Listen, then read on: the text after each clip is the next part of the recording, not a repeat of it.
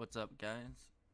Here with another video. This one I'm going to be talking about the Heat completely, the score doesn't show it, but they were missing their two best players, and they completely had full control of the game yesterday and pretty much dominated.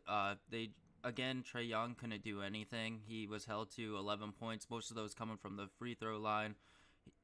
They were just swarming him, and I think if the Heat can continue to do that with like other star players going forward, being Tatum or Giannis, I think they're gonna be really, really hard to beat. And they showed even missing Jimmy Butler and and missing Lowry, they can still, put up points. They can still win. They have so much depth. And this is what I've been talking about. They have so much depth that it don't matter who's out there on the court. They're going to, be competitive. They're going to put up points. And you can see here, they went on a couple runs yesterday. They were just completely suffocating all the Hawks. The only reason the Hawks were in this game is because of Hunter. Hunter went off yesterday. He had 35 points.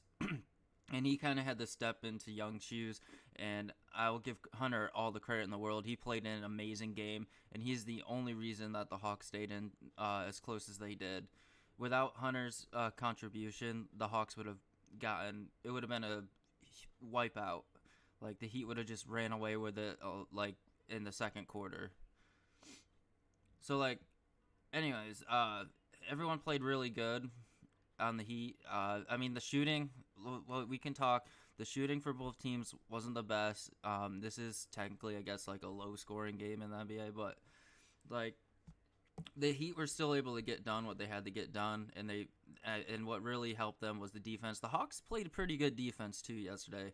I'll give the Hawks some credit. They played really good defense, and the Heat did have some trouble shooting the three yesterday. And it just but that's another thing. Like, the Heat, if their threes aren't hitting, they'll just drive it in. They'll take the twos and they'll just point you to death. So, that's what I mean by, I think the Heat is a really well-rounded team, is that they don't live and die by a certain play style.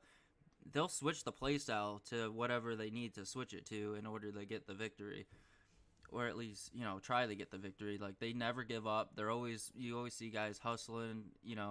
Even with the lead, they're still playing defense and stealing the ball on inbounds, and that game was nuts.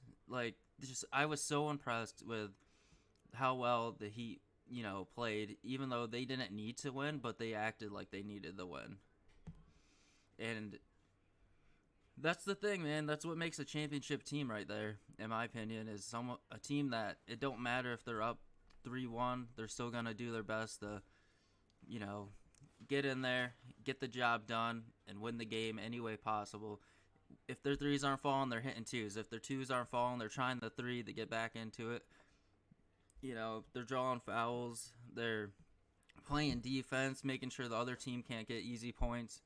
The Heat are now, I think they might be if you're not looking at the Heat, if you're still asleep on the Heat, you need to wake up, because this is it. They're here, and I think they're gonna be hard to beat. This just proved it last night, in my opinion. Even though the game is a close-scoring game, and it was bad offense for the most part, I think that they showed they can overcome anything. But anyways, that's my thoughts on it. I could be wrong. Give your opinions down below, and I'll see you guys in the next video. Like, subscribe, and leave some feedback. Thank you. Bye.